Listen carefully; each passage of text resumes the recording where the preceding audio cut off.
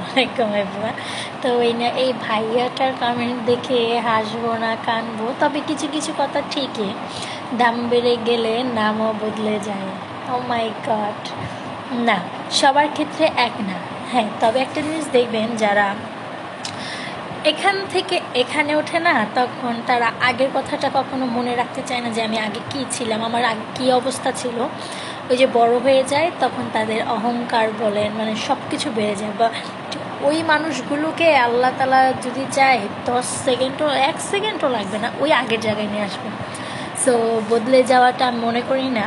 আর মানুষ সময়ের সাথে বদলে যায়, সেটা সত্যি আসলে গিরগিটের মতোই। আর আমাকে যেহেতু সবাই তাহিরি আপু বলে, আমার আইডির নাম, আমার সবচেয়ে বেশি পছন্দের নামটাই হচ্ছে আমার কল্পনা। আর আমাকে কল্পনা বললে ডাকলে আমি খুব খুশি হই। বাট এখন তাহিরির ভিডিও করি বলে আপনারা তাহিরি আপু বলেন, যে কারণে আমি কিছুদিন পর পর চেঞ্জ করি, কল্পনা দিচ্ছি, তাহিরি আপু দিচ্ছি। ইনফ্যাক্ট আমি কালকে ভাবছিলাম যে আমার আইডির নামটা চেঞ্জ করবো, আমার ফুল নাম দিব আরেফ আক্তার কল্পনা। তো তার মধ্যে ভাইয়াটার কমেন্ট পেলাম, মানে ভালোই লাগলো।